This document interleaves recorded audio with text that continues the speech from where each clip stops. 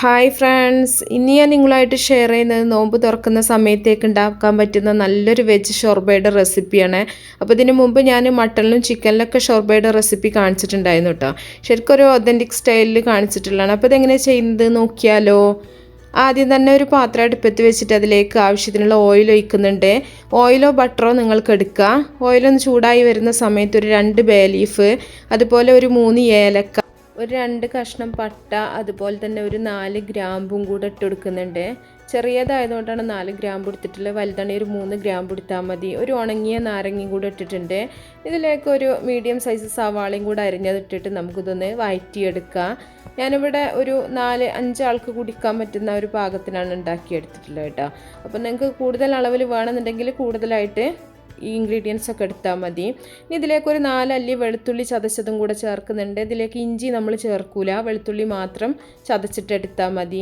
ഇനി ഇതിലേക്ക് ഒരു തക്കാളിയും കൂടെ അരിഞ്ഞത് ചേർക്കുന്നുണ്ട്. തക്കാളി വേണമെങ്കിൽ നിങ്ങൾക്ക് മിക്സിയിലൊന്ന് അടിച്ചിട്ട് വേണമെങ്കിൽ അങ്ങനെ ചേർക്കാം. ഇതിന് നമുക്ക് ടൊമാറ്റോയുടെ പേസ്റ്റ് ചേർക്കാം കേട്ടോ. ടൊമാറ്റോ സോസ് അല്ല, ടൊമാറ്റോ പേസ്റ്റ് ചേർക്കാം. അപ്പോൾ നല്ല കളർ കിട്ടും. ഇനി ഇതിലേക്ക് നമ്മൾ ഒരു ഉരുളക്കിഴങ്ങ്, അതുപോലെ ഒരു ക്യാരറ്റും കൂടെ ഒന്ന് അരിഞ്ഞതും കൂടെ ഇട്ട് കൊടുക്കുന്നുണ്ട്. അപ്പോൾ ഇത് ചെറിയ കഷ്ണങ്ങളായിട്ട് വേണമെങ്കിൽ നിങ്ങൾക്ക് അരിഞ്ഞെടുക്കാം. ഞാനിപ്പോൾ ഇവിടെ ഈ ഒരു വലുപ്പത്തിലാണ് അരിഞ്ഞെടുത്തിട്ടുള്ളത്. ഇപ്പോൾ വെജിറ്റബിൾസും കൂടെ ചേർത്തിട്ട് നമുക്ക് നല്ല പോലെ ഒന്ന് വഴറ്റിയെടുക്കാം. ഇതിലേക്ക് നിങ്ങൾക്ക് മഷ്റൂം, അതുപോലെ സുക്കിനി, ഇതൊക്കെ വേണമെങ്കിൽ ചേർത്ത് കൊടുക്കാം കേട്ടോ. ഞാനിവിടെ ഇത്രയേ ചേർക്കണുള്ളൂ. ഇനി ആവശ്യത്തിനുള്ള ഉപ്പും കൂടെ നമുക്ക് ചേർത്ത് കൊടുക്കാം. എന്നിട്ട് ഒന്നും കൂടെ ഒന്ന് ഇളക്കി മിക്സ് ചെയ്തിട്ട് നമുക്ക് ഇതിലേക്ക് ആവശ്യത്തിനുള്ള വെള്ളം ഒഴിച്ചിട്ട് നല്ല പോലെ ഒന്ന് വേവിച്ചെടുക്കാം. അപ്പോൾ എത്ര ഗ്ലാസ്സിനാണ് വേണ്ടത് അതിനനുസരിച്ചിട്ട് എടുത്താൽ മതി.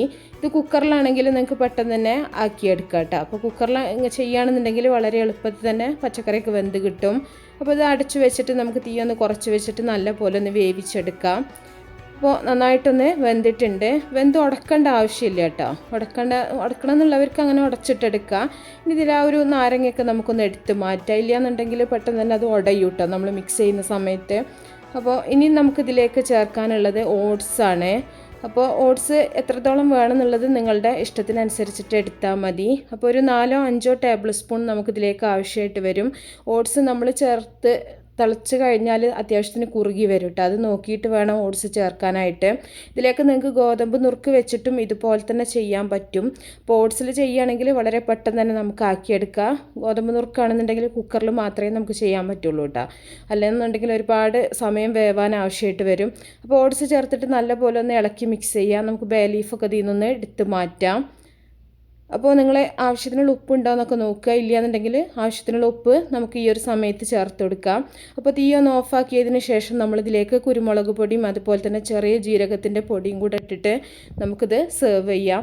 അപ്പോൾ ഓട്സ് നന്നായിട്ട് വേവിച്ചെടുക്കുക കേട്ടോ. അപ്പോൾ ഒരുപാട് കട്ടിയായിട്ട് ഒരുപാട് ലൂസായിട്ടല്ല വേണ്ടത്. നമുക്ക് കുടിക്കാനുള്ളൊരു പാകത്തിനാണ് ആക്കിയെടുക്കേണ്ടത്. സൂപ്പായിട്ട് കുടിക്കുന്നതാണ്. അപ്പോൾ അതിനുള്ളൊരു പാകത്തിന് വേണം നിങ്ങൾ ആക്കിയെടുക്കാൻ. അപ്പോൾ നമ്മൾ ഇത് ഷോർബ ഇവിടെ റെഡി ആയിട്ടുണ്ട്. അപ്പോൾ ജീരകം, അതുപോലെ തന്നെ കുരുമുളക് പൊടിയൊക്കെ നിങ്ങൾക്ക് കൂടുതൽ ടേസ്റ്റ് വേണമെന്നുണ്ടെങ്കിൽ കൂടുതലായിട്ട് ചേർത്ത് കൊടുക്കാം.